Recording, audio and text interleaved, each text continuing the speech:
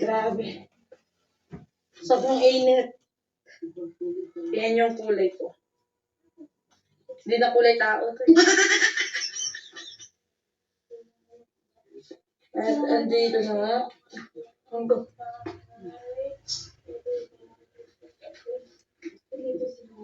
Alis papa. Asa ko ba? Lagay na rin dito.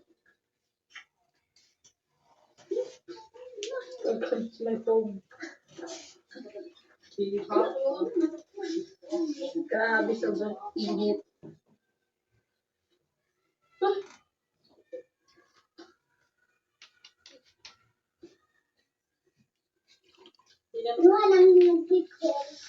Ate, ya, abi lang nagi ano. Magala ba dugo? Di mo ka maminaw, ginamit ako nga dili sigat ug babaw ilayo kayo. Kasi man yung hindi mo ano, kita pugusin niyo yung sarili duwa. Sila na ano. Susukan na naman ng dugang mama kasi matigas ang ulo niya. Mas sige mo katong babaw niya. Wala pa may income dito tapos mga ito lang sindak ko.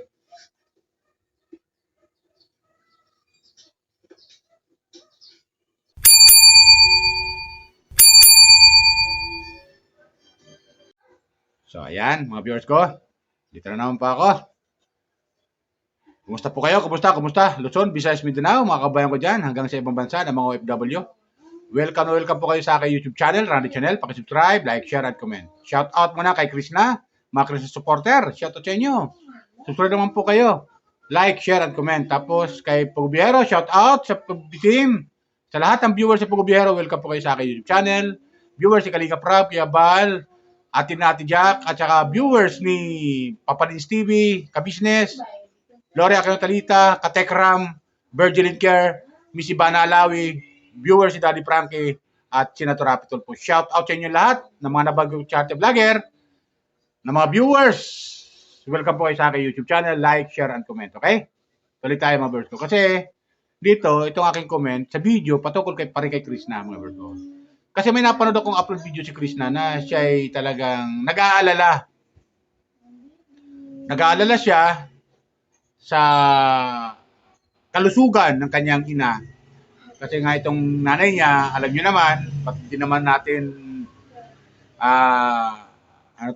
batid naman natin na talagang may karamdaman ng kanyang nanay. Yung nanay ni Krishna, mga viewers ko.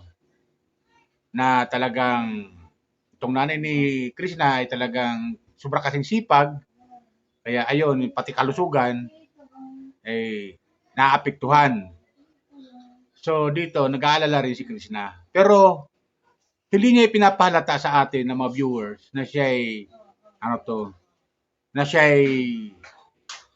nagdaramdam. Sabihin, nalulungkot. Hindi niya pinapahalata sa atin. Pero sa kabila nun, dinadaan niya lang sa mga biro, yung sitwasyon, tapos nagiging positive lang siya lagi. Ibig sabihin, hindi niya masyadong pinapansin yung mga ganung problema. Bagamat, problema talaga yan. O, di ba? Dahil pina-check up nga niya, di ba? Dati-rati, pina-check up nila doon sa ospital yan, yung nanay niya, pero ganun pa rin. Andun pa rin yung sakit at hindi pa rin hindi pa rin siya nakaka-recover yung nanay niya. So, ganon si Chris na mga viewers ko. Kaya, supportan lang natin. Tuloy-tuloy lang supportan natin sa kanya para kahit paano makatulong tayo. Di ba? Sa panonood ng mga video upload niya. Na malaking bagay rin yun. Di ba? Para magawa niya yung tungkulin niya bilang anak sa kanyang ina. Kaya, ayun. Dito sa napanood ko, mamaya pakita ko sa inyo, ay sumuka na naman daw ng dugo yung kanyang ina. O, di ba? Ang hirap kasi pag ganyan talagang masipag na tao, minsan sa sobrang kasipagan mo, nakakalimutan mo na yung sarili mo. Di ba? Maaari ang ako dyan ang aking teorya din dyan maaaring ulcer yan. ulcer, tapos sinamahan pa ng pagod, ay gano'n ang mangyayari talaga.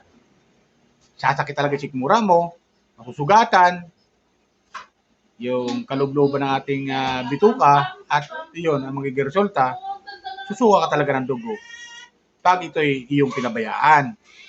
Pero kung di mo naman na napapabayaan, eh, kahit paano, umaagapan man lang, eh, may pag-asa pa naman gumaling yan. Yung mga ganyan. Kasi may mga gamot na tayo ngayon. May mga gamot na tayo ngayon, lalo sa mga hospital, may mga gamot na yan. Eh, pa-check up na kaagad, huwag na patagalin pa. Nako, mahirap yan, ulcer. Ulcer yan. Maaari. Tsaka sumusuka ng dugo. Ibig sabihin, may sugat yung kanyang bitukan yan. Dumudugo. Kaya pag umatake, ayun, isusukan niya yan. Di ba ganun yung mga birds ko? Isusuka talaga yan. Kasi di maiwasan yan yung kalubluban ng kanyang sikmura. Di ba ganun yan? Kailangan talaga ipacheck up talaga ni Chris na yan. Para kahit paano, maagapan man lang. Di ba? Sa ganung paraan. Ito, kumuha ko ng video clip mga birds ko. Panoorin natin. Kayo na ang humusga kung masabi nyo. Dito sa karamdaman ng nanay ni Krishna. Okay? Ito. Panoorin natin. Subscribe lang po kayo mga viewers ko, mga Chris po pa natin dyan. Mga solid Krishna supporter. Solid PB Team supporter. Welcome po kayo sa aking YouTube channel. Okay? Subscribe lang po kayo. Ito, panoorin natin at kayo na humusga. Kung ano masabi nyo, comment lang kayo Ito, kung ano masabi nyo. Yeah. Grabe. Sobrang init. Yan yung kulay ko. Hindi na kulay tao to. At andito na nga.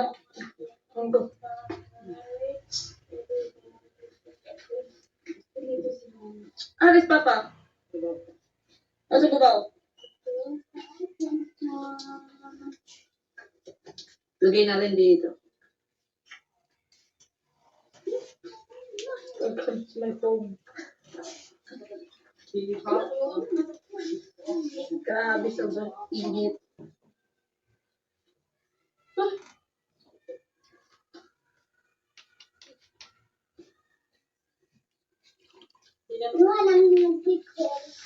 Ate, ya, abi lang nagi ano. Mag-alab ang dugo. Di mo ka maminaw, ginamit ako nga dili ng sigat ug babaw, ilayo kayo. Kasi nga ngayon din mo paano, kita pugusin niyo yung sarili dua. Sila na ano. Susuka na naman ng dugo ang mama kasi matigas ang ulo niya. Mas sige mo gatong babaw niya. Wala pa may income dito tapos mga isa ng sindak ko.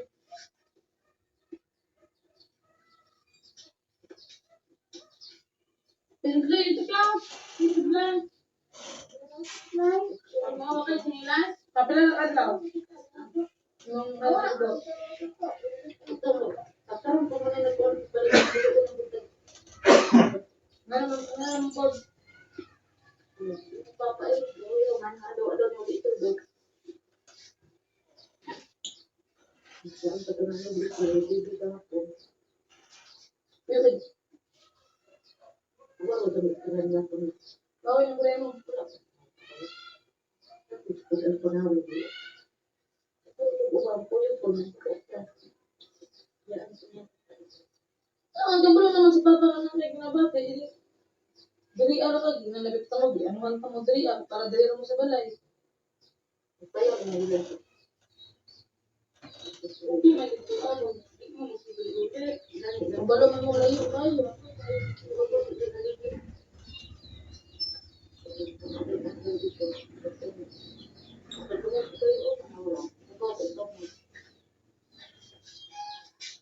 Ang saan yung pagsubiga sa bilang-babaw mo na lang, hinalamit yung bakit.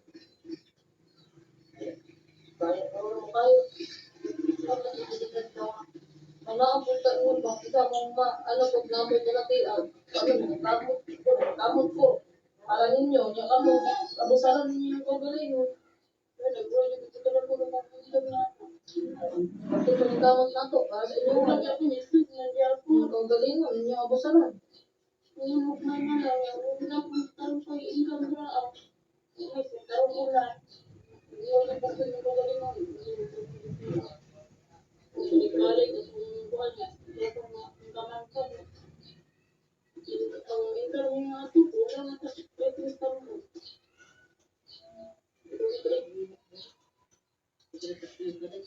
Ipuyog ba? Dahil may yan, kapahuway, bapahuway. Hindi na rin natin, gusto nyo nawas. Kataon siya ulit, kasi matigas sa ulo. Ka! So, alam, ito yung nag-reserve natin, syempre. Hindi mawawala ang tinapay natin pag nauwi tayo sa ating pamilya kasi ito talaga ang unang hinahanap yung may tinapay ba? Yan, hindi tayo nakabili na bigas pero pwede naman pabili tayo dun sa barangay or like, nag-iwan na lang ako ng ano ito para sila na lang bumili. So, mga mauulam to at gamit nila dito para hindi na sila magbili-bili pa, hindi na mangutang. Yun. Ay, grocery ng babae. Ayun nga, so wala si Papa dito. So ayun, di ba? Na panood natin. Talagang nalulungkot si Krishna. Pero think positive lang lagi siya. Ito naman kagandahan nito kay Krishna. Bagamat may problema pero hindi na masyadong iniisip yung mga ganung problema. Para kahit paano, pakagawa siya ng paraan. Anong nararapat, kaya yun, advice niya sa kanyang nanay, sabi nga niya, pahuway, kailangan talaga ng pahinga yan. Wala doon yung tatay niya, nasa trabaho, siguro nasa bukid. Diyos ko, yung tatay niya. Talagang, yan kasi ang kinabubuhay nila, yung pagsasaka. Di ba?